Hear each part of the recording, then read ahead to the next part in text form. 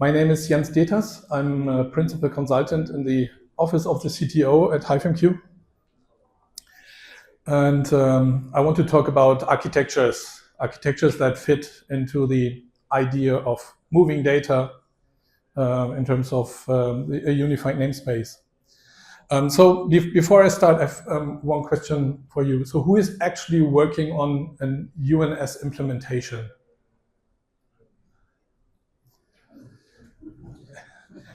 You're not sure? Are you sure that that the UNS is the best way to go, or are you actually working on a, let's say, regular IoT use case, but it's just called UNS because it's the major buzzwords since 2 years? And are you happy with your current implementation and your architecture? Yeah, maybe I have some ideas for you in the next 45 minutes. So what brought us here? So I think any one of you is focusing on this if you're going for UNS, or even if you're want to use event architectures for getting away from these siloed systems, these hard-coded point-to-point integrations, and the logged data in proprietary formats that are hard to parse and hard to handle. Even if you have access to your data, it's hard to share the data because you're not sharing the same information model with anyone who's participating in your system. So what we want is to move away from these, Martin already called that spaghetti architecture, I think, to an event-driven decoupled messaging, a centralized data model, which is more or less what the idea behind a unified namespace. And we want to have real-time access and analytics in order to be really fast in acting on situations based on the provided information via these systems. So what we want to achieve with the idea of a unified namespace is exactly this. So the data flows seamlessly from machines, from sensors, from other data sources to wherever it's needed for analytics, for dashboards, definitely business systems, or AI. You can't get away from naming AI everywhere these days. So what we want to do is to connect everything in the organization with everything. Again, we want real-time data, but also historical data access. So it's not only about real-time, we need historical data access for proper analytics. We want to make sure that the data is secure, it is contextualized, it's organized, it's in a right usable way. What we need here is scaling. So most of the projects are starting with one factory, or with 2 sites or 3 sites, and then roll out the whole concept for. We also have customers that are rolling out a blueprint for 250 worldwide distributed construction sites or manufacturing sites, and moving all the data from all these sites to one central system. And therefore you need scalability, you need flexibility, and what's really important is future growth, because what the companies are focusing on in terms of digital transformation. So we're not talking about months or the next 2 or 4 years. We're talking about 5, 10, 20 years in manufacturing. So I have a strong IT background, and IT is moving very fast. But if you want to integrate also the OT side in manufacturing, they are thinking about other timeframes, and therefore, digital transformation, which is for us at HiveMQ, digital transformation is also similar to unified namespace, because we think a unified namespace concept is the backbone of a successful digital transformation. So what you need is a good architecture, well implemented. That's what we call it, and that's what I'm going to introduce to you now. But let's start with the anti-pattern. Any idea why and how these side applications here will create bottlenecks if it's a non-broker service, or if you're using synchronous and blocking applications here? So what we want to achieve. So basically, what we want to achieve is move the data from the shop floor, from the OT side, to central systems and to central core apps located in the cloud or in a central data center. And the different stages of data flow, we call these edge systems, side systems, and central systems. Martin already mentioned it during the Q&A, that companies are using side systems for running their own custom unified namespace, and only a subset of data is then moved to central systems, or to really the global unified namespace. That's the idea behind this data flow. So edge systems, side systems, central systems. And what you should avoid here is creating bottlenecks by these synchronous and blocking side applications in the middle here. So this really avoids a proper data flow. What you also should avoid is using non-MQTT technology or non-MQTT protocols. So I'm not talking about not using other protocols in your whole architecture, in your whole systems. I'm just focusing on the data flow from edge to cloud, to move the data in your system. We think, and I'm also very convinced, that MQTT is the right technology to go here, because also because of these 5 core advantages. So it's very lightweight. You have a PubSub communication model, which supports an event-driven architecture. You have a high grade of decoupling of senders and receivers. What's also a huge advantage here of MQTT in terms of a unified namespace and a scalability and a growing unified namespace is the flexible, dynamic, and hierarchical topic structure. As you may know, in MQTT, topics do exist when you're using it. You don't have to create topics on the broker. So if there's the topic is created when you are publishing messages to a topic, or if you are subscribed to a topic. If there is no publisher and no subscriber, the topic does not exist, except there is a retained message stored on the topic, but you don't have to pre-create the topic that you want to use. That makes it really flexible here to use MQTT.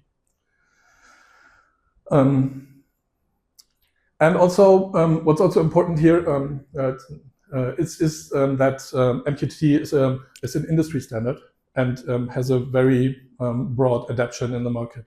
So what we call a good architecture, well implemented in terms of the data flow, is to use MQTT everywhere in all these different stages of the data flow, on the edge, on the side, and in central systems. The edge systems have a specific a specific job to do. It's the protocol conversion. So the edge systems are the field protocol to MQTT gateways. That's the role of the edge systems. While side systems create the local integrations with other systems, with MES systems, with SCADA, with historians, and the central systems do the central integrations with with some of the core apps or third-party services, but also with other systems that are located in the on the central side. What they all have in common is that all these systems create context, create a high quality of data, contextualized high quality data, and they provide validation of that data, and also have the ability to transform the data. Transform could be to map a certain data point to a specific topic, or also to transform data formats into agreed common standards.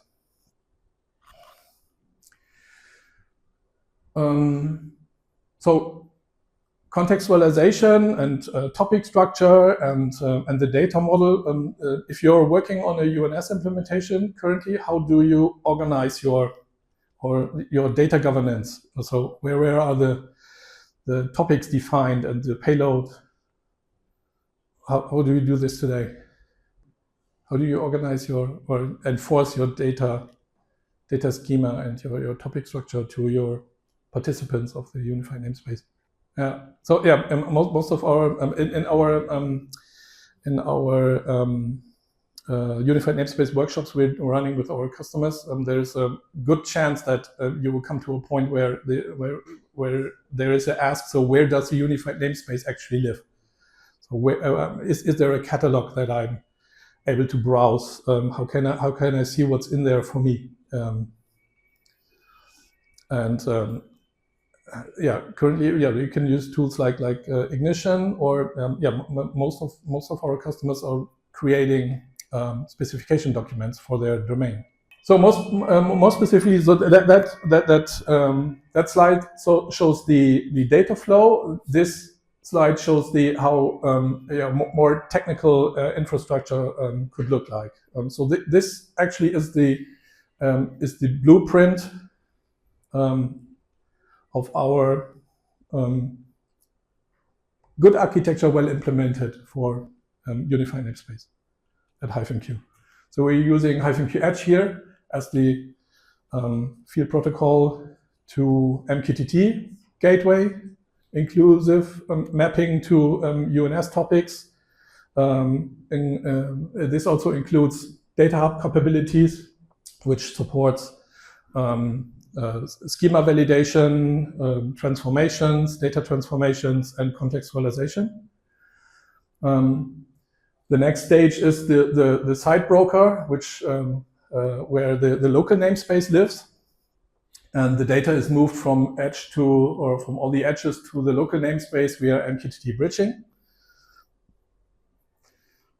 And in the cloud or a central data center, there let's say the real unified namespace for the whole organization is located on a cloud or the central broker. And also the data again is moved via MQTT bridging. So this allows you to share not all the data with the central systems, only to move all the data, only the data that is that makes sense for central system, for central analytics. To support you on your journey with your Unified Namespace, we have recently introduced the HiveMQ UNS Maturity Assessment, which is free to access, and it's an online tool where you can go through the questionnaire and answer the questions, and as a result, you will receive a report that documents your maturity level of your UNS implementation and your UNS journey. And what we are focusing on is these 4 major pillars, what we think is really important to implement a unified namespace as a concept, not only in terms of the technology, but as a context for the whole organization. That's why it starts with the strategy. Is there an executive buy-in? In other words, is the UNS really seen as a strategic move for the whole organization, or is this just a technical fix? If it's just a technical fix, I would say it's not a unified namespace, really. It's an MQTT use case to move data from A to B and to improve monitoring of your system, but you don't really use your data to share it across the whole organization in order to turn your organization in a data-driven organization to make informed or to take informed decisions by the teams, but also by the management of the business.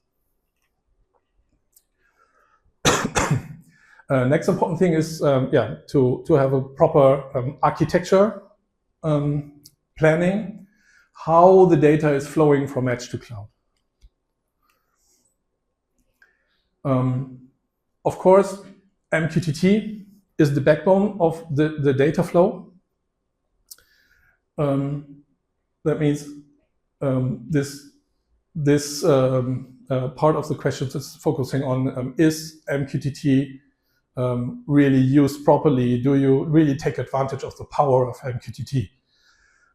So, for instance, this also includes the really huge and interesting MQTT 5 features. But I'm afraid no one of you is using MQTT 5 right now, right? Yeah. I would love to participate with shared subscription, with user properties, and all that stuff, right? Yeah.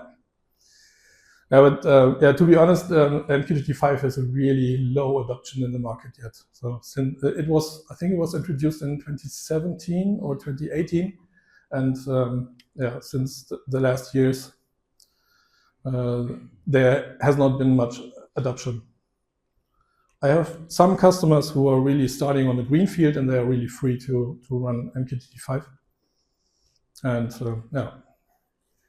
okay, and next very important thing is to be future safe. So how open, modular, and explicitly vendor agnostic is the whole architecture of your UNS. I already said, once you've gone through the questionnaire, you will receive a report. What you can measure here is your level of maturity. So it starts with level 1. There is no formal strategy. Maybe some playing around with MQTT, but there's not really a strategic alignment on implementing a unified namespace. Level 2 is developing, so there is something going on in the direction. Level 3 is defined. So there is already a kind of an implementation. There's an architecture in place. There's a good usage of MQTT. So in terms of the topic structure is defined, a payload schema is defined. Level 4 is advanced. So this is really a really very good level of implementation, and you already take advantage of the unified namespace for the whole enterprise. And level 5 is the full-blown stuff, AI-driven, fully integrated in all the decision-making in the company. So we have about, it's nearly 100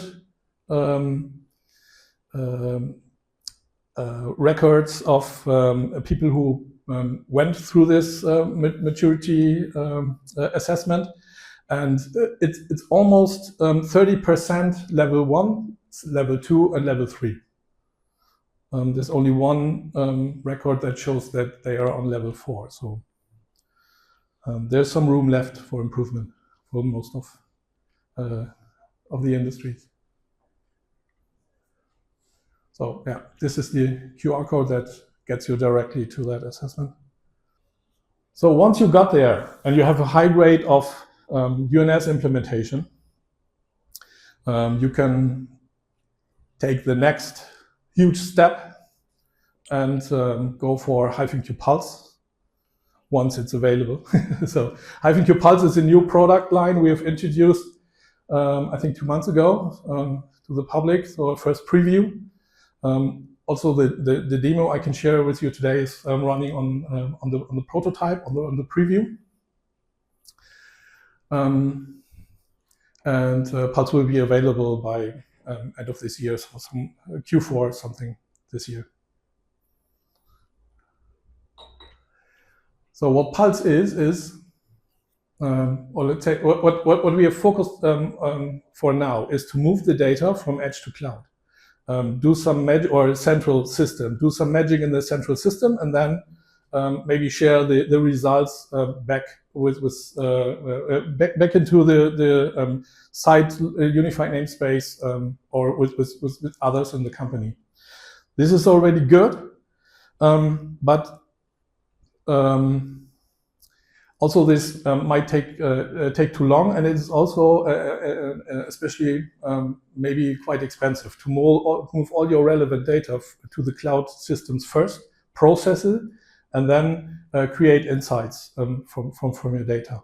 What we want to do with Pulse is to create insights where the data is created at the source in a distributed way. That's why we call HiveMQ Pulse a real-time distributed data intelligence platform, because it's distributed across your UNS architecture and your system.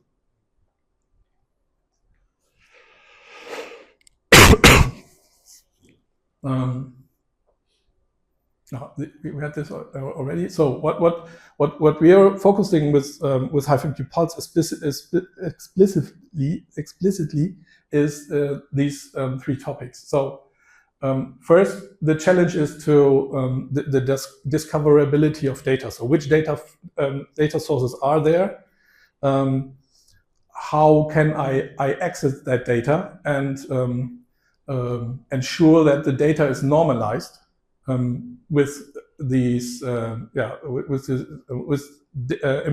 introducing data governance and data contextualization. And then once I'm there, once the data is ready to be used, how can I generate continuous insights with this data? That's the major focus of Pulse. So as a summary, what the Pulse capabilities are. So of course, everything is relying on a proper MQTT backbone in your system. What we are introducing now is the IoT streaming governance in combination with the UNS data catalog. So this is the answer for the question, or to the question, where does the unified namespace actually live? The idea here is that there's one central information model, one central UNS data catalog that is the authority for the whole organization. And I'm modifying so all modifications of your information model and all extensions of your information model are happening here in this central data catalog. What we are also providing is a slightly way to do historical analysis on site. So this is not a replacement for a historian, but you have a configurable sliding window of historical values of your data tags. So you have access to this historical data at the production line, for instance. Yeah, and of course, if you have a high quality of data, it's in an ideal world, it's already AI ready or machine learning. So these are the components of the HiveMQ Pulse system. There's a Pulse client. It's currently it's a desktop application, but we will provide more Pulse clients. So in the final version, it will definitely be web-based to have easy access to your Pulse server. So the Pulse client is administrating and controlling the Pulse server, and the distribution in your architecture is done with these Pulse agents. The Pulse agents are distributed. So it's a little piece of software that is able to execute tasks and jobs controlled by the Pulse server. So a Pulse agent is responsible for a line, a site, or a piece of equipment in your architecture. It's connected with the Pulse server, and the Pulse server takes care that the agent that is responsible for that piece of hardware or even software, that the Pulse agent is doing its job. Depending on your information model that is stored on the Pulse server. What we definitely recommend, and we've seen it already today at some slides. So this is basically the ISA 9.5 common data model and the data structure with enterprise, site, area, line, cell, and then data tags in the data model. This is also what we are focusing with Pulse in terms of the information model. I will show it in a minute. And also the topic structure is derived from that information model then automatically. Okay. So this is another view on the Pulse system that I'm going to demo in a minute. So there's a Pulse server. A Pulse server here, where the information model lives, and the information model is distributed to or across the system with these Pulse agents that are installed here. And just to mention, the Pulse agent can be part, for instance, of a HiveMQ product. Will run as an extension in your HiveMQ broker and your HiveMQ Edge. The Pulse agent is also able to run as an independent piece of software that is executing jobs. So some kind of scripts, conversations, data extractions, and so on. So it's not hardly depending on HiveMQ or other HiveMQ products. So this is the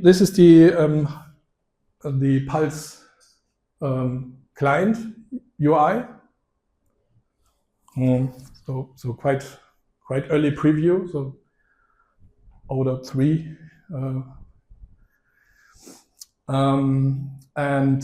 So centerpiece here is the namespace, and the namespace elements here in that tree are strictly typed. As I said, we're going for the ISA 9.5 model. That's why the root node here is the enterprise, and you can walk down the tree here. So this is node type site, and down here it's the area. Filling line is the line, and the filling line has a filler. As an asset, we call it asset. Others call it cell, but want to be some kind of more flexibility here. That's why it's only named asset. And an asset, like the filler, has different data tags like the temperature, the RPM, voltage, and so on.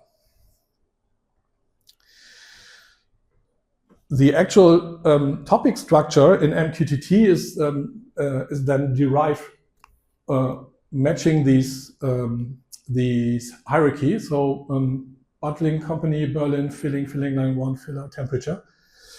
All converted in lowercase then, and the blanks are replaced by an underscore. As you may know, topics in MQTT are case sensitive, and to avoid errors or typos, you should go for, or you should avoid camel case here. You should really use lowercase only. Avoid blanks, replace it with an underscore. So yeah, keep it really simple and not a true source of typos and errors. So I have two agents connected to my Pulse server. It's the agent that is responsible for the Berlin side and responsible for the Lisbon side. And the Berlin agent here is really running as a standalone. So in my demo here, it's just an executed Docker container. It's not related to the HiveMQ broker. It's just an independent piece of software that is running here. And so actually the Lisbon is running on a HiveMQ Edge extension that has access to the MQTT data flow then. To be able to create some sample data here, you can use the line simulator. The line simulator is periodically executed on each data tag and is creating some random value. For instance, the temperature here, the temperature value,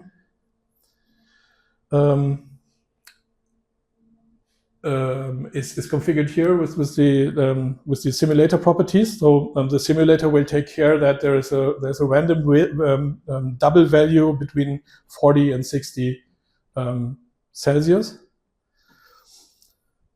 And so this is how the sample data look like. So there's the original value and there's the derived value. Because there's no transformation defined yet, it's the same value here. But you can go for a very simple and easy transformation by executing scripts.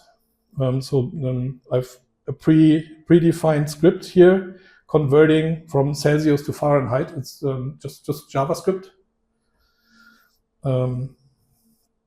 If I apply that script, you see the Pulse server is telling the responsible agent here to apply that script on that data tag immediately.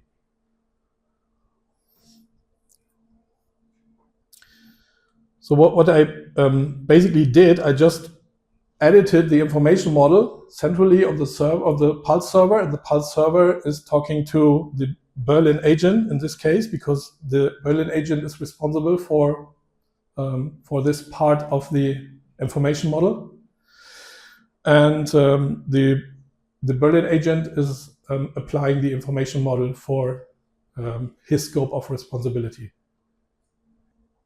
So what in terms of MQTT traffic or the Unified Namespace, we are interested in all the data of a filler, because that's the asset basically that is providing or containing data. And this is how the filler instance model looks like. So I just wanted to switch off the additional context. So now it's more lean here. So it just shows the data model of that filler. So we have these. Currently there are no alarms. There's no documentation included here, but there are 4 different values that are updated in an interval of a second. The idea between or behind Pulse is, so for sure you take advantage of HiveMQ features if you're using Pulse together with HiveMQ. But we are also integrated, currently also integrating other systems into Pulse. So you can, so we will provide different types of Pulse agents that are able to interact with other third-party systems and to support these high grade of integration. Yes, that's what we mean with no vendor lock-in. So we at HiveMQ we are always open to talk to other market participants and see how we can go together with them. Just a thing I would like to share is the insights capabilities of HiveMQ Pulse. This is just to give you an idea what's possible. So if I'm responsible for a production line, for instance, and I have the feeling there's something going on with the temperature or temperature value here at a certain time of the day, I can just add a new graph. So for instance, filling temperature.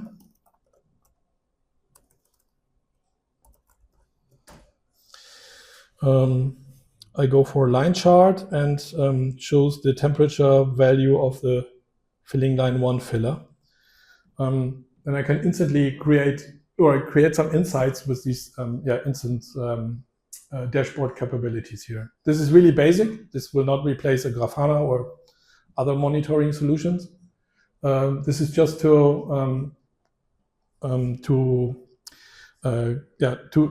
create the option to create insights instantly where the data is actually created.